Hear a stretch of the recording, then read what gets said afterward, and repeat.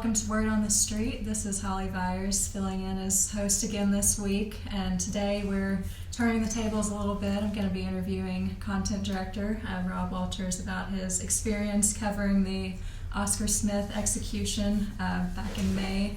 So Rob was one of 7 media witnesses to the execution, and this was actually Tennessee's first execution in 5 years. So I'll go ahead and get started. I already know the answer to this, but for those who don't know, was this your first time covering an execution? Yes.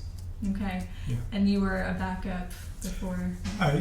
In California in 1991, they put a man to death in the gas chamber in California. Was the first man to be executed in 25 years. His name was Robert Alton Harris. And he had killed 2 little boys, took their partially eaten hamburger, finished it, robbed a bank, and he was scheduled to die at midnight, and we were holding up the press for a 1 a.m. start. My newspaper, the Bakersfield Californian, had a media witness inside, and if she backed out, I was the first alternate to go in. So the scene outside San Quentin Prison in the San Francisco Bay Area drew hundreds of protesters and supporters of the death penalty and protesters. So it was kind of a madhouse at around midnight when they were supposed to execute him. Word came down that the Ninth Circuit Court of Appeals stayed the execution. And so I ended up having to dictate a live story for the next day's newspapers. Get the some sort of story in for the 1 a.m. press start. At 3 a.m., the U.S. Supreme Court lifted the stay of execution. They put Robert Alton Harris into the gas chamber, and the Ninth Circuit came back in and issued another stay. So Harris had already been strapped in, and they pulled him out. He was confused. He didn't know what was going on. Ninth Circuit, and then the Supreme Court at 6 a.m. lifted the stay again. They put him in and dropped the pellets and gassed him at about 6 a.m.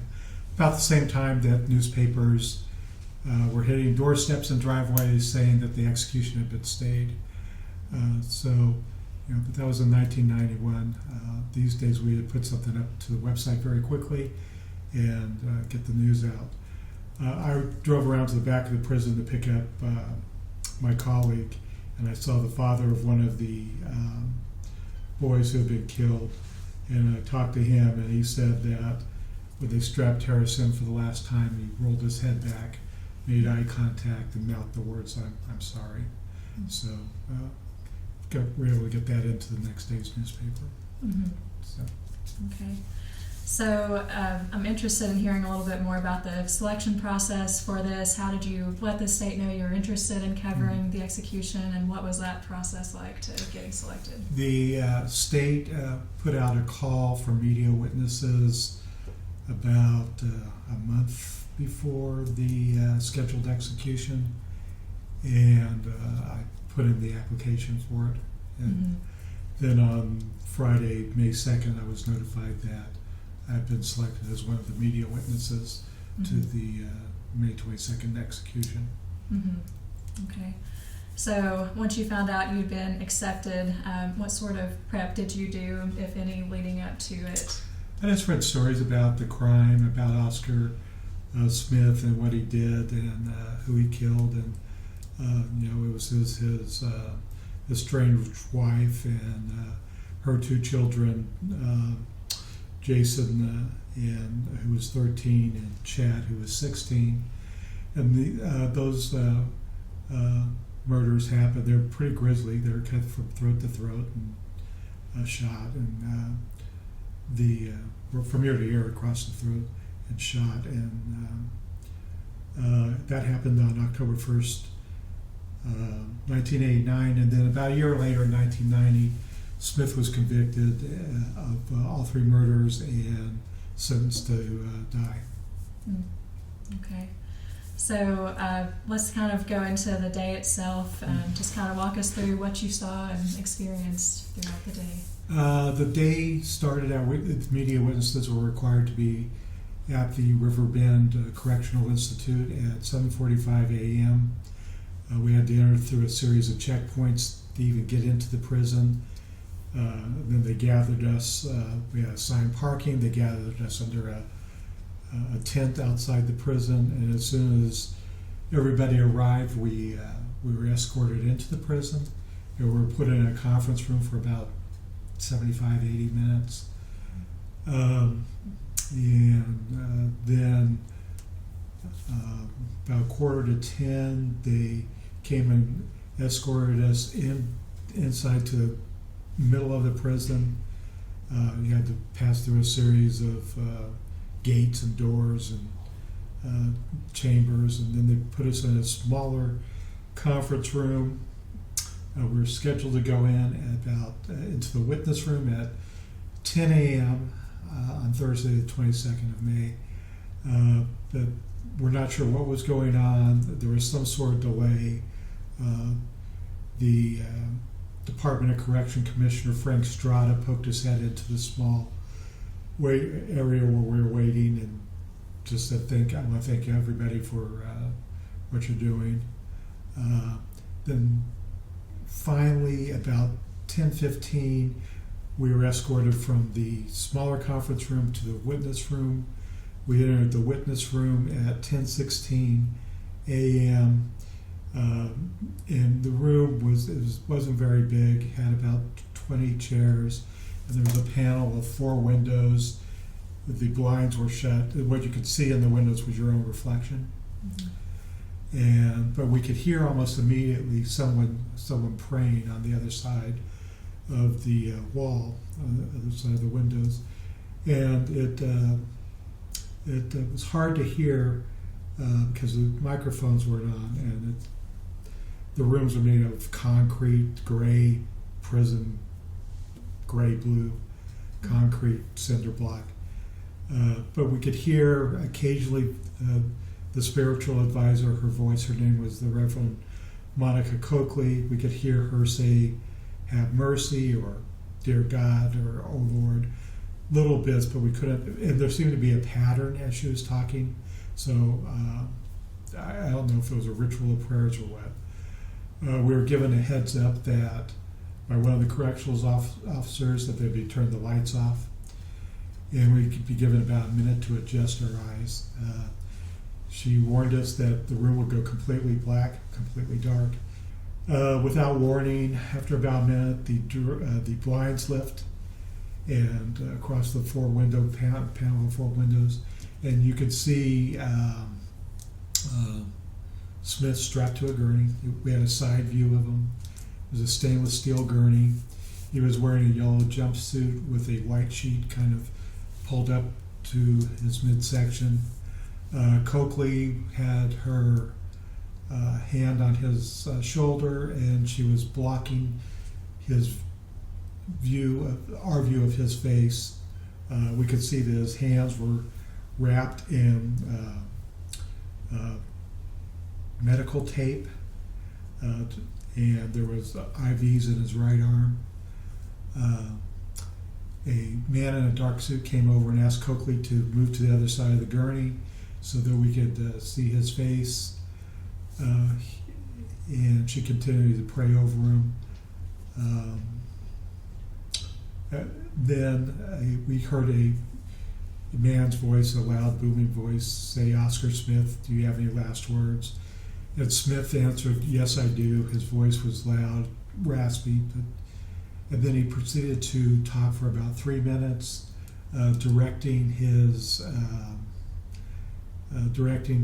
final words toward the justice system and to Governor Lee. At one point, calling Governor Lee a damn fool.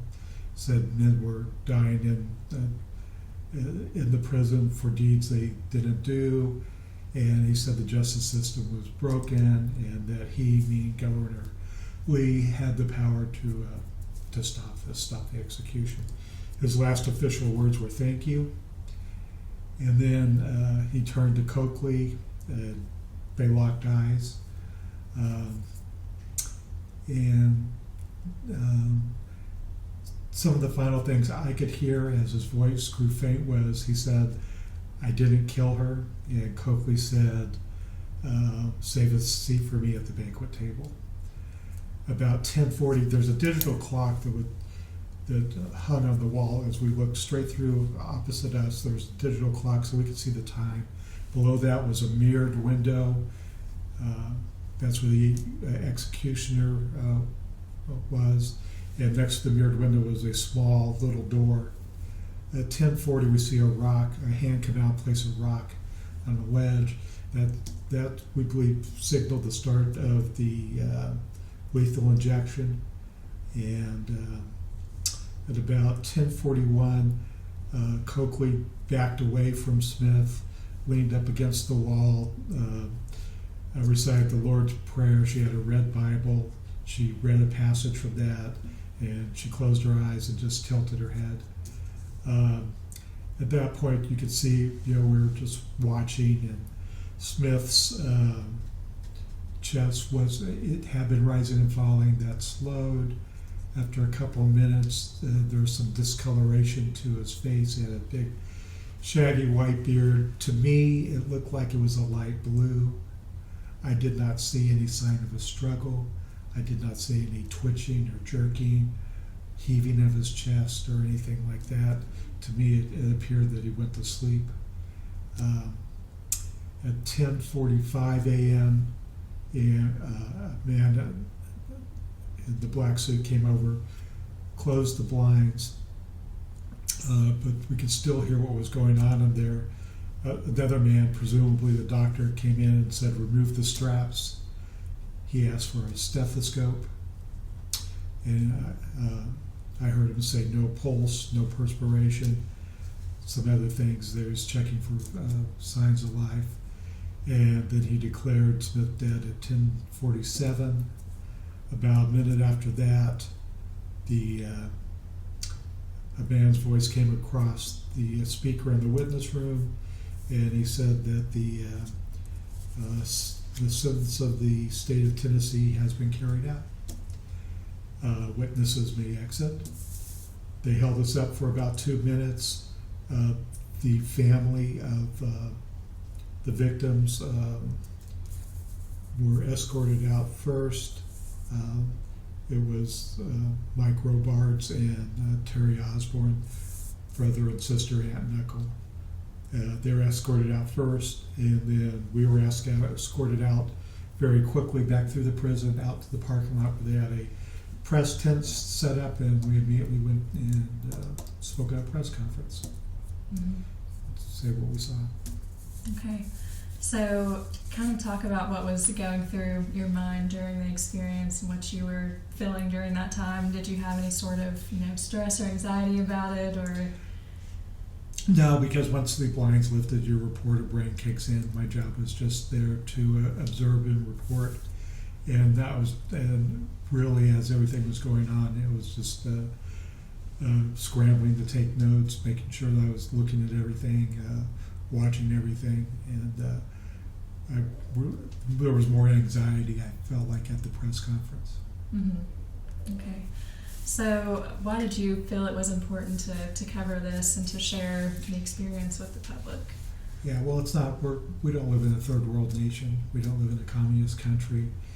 There's transparency for a reason, and to me it just felt like it was a responsibility, a civic duty almost. As journalists, I think that we are charged to be watchdogs, and and then if the state is going to put somebody to death, we have an obligation to witness that and report back for everybody in the state.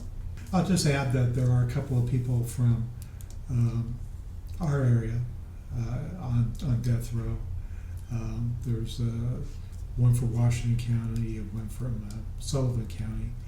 And I will say that there was some feedback from readers who wanted to know why it took 35 years for the state to execute Oscar Smith, and they're just why all the expense? How come it takes so long?